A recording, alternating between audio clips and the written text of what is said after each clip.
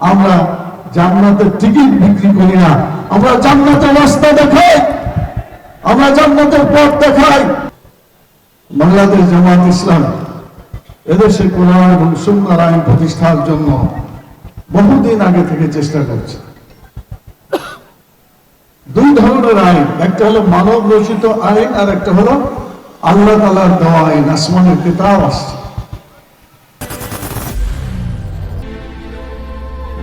I am Ox. মানুষ যে আইনে রচনা করুক, ওর ভুল হবে না হবে না? যদি বলেন ভুল হবে না হবে না? হবে। আর আল্লাহর দেওয়া যে আইন, বর্তমানে কোরআন সর্বশেষ কিতাব, এই কোরআনের আইনের মধ্যে কোনো ভুল আছে? যদি বলেন ভুল আছে, তাহলে আমরা মানুষের আইনকে সামনে আনবো নাকি আল্লাহ তাআলার কোরআনের আইনকে দেশে চালু করার জন্য চেষ্টা করবো? কোনটা? আল্লাহর আইন চালু করার জন্য আমরা চেষ্টা করব।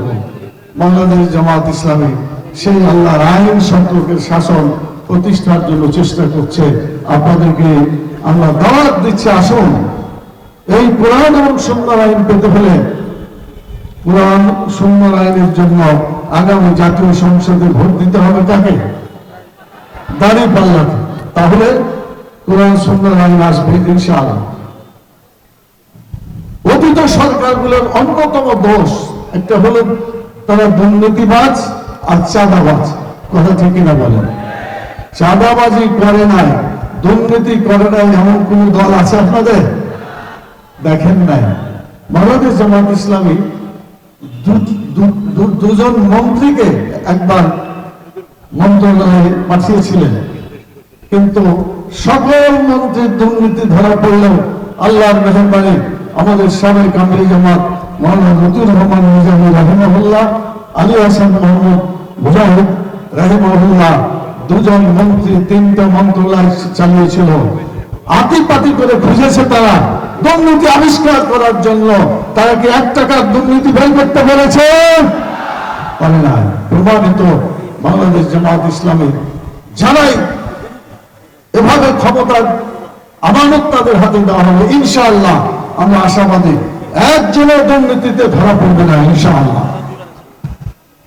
আপনাদের কাছে দাওয়াত থাকলেও সেটা। এখন কোরআন আর রাষ্ট্র, অনেকে বলেন, আমাদেরকে বলেন যে জান্নাতের টিকিট বিক্রি করছে, বলছে না? আচ্ছা বলেন, আল্লাহ বললেন যে কোরআন এবং হাদিস দুটাই মানতে হবে।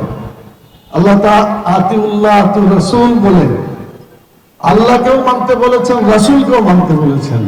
আল্লাহ এবং আল্লাহ রাসূলের আইন মেনে যদি আমরা দুনিয়ায় চলি এবং আল্লাহ তাআলা আমাদেরকে আখিরাতে জান্নাত দেন, কথাটা কি আমাদের না আল্লাহ? যদি বলেন কার?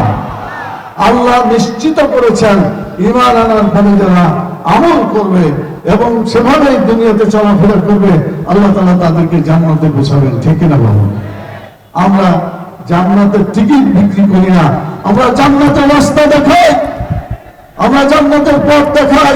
আসুন জামাত ইসলামের পতাকা তলে সমবেত হয়ে আপনি কোরআন সুন্নাহর আইন অনুযায়ী জীবন গড়েন, ইনশাআল্লাহ আমাদের সকলকে জান্নাতে প্রবেশ করাবেন মহান আল্লাহ রাব্বুল আলামিন।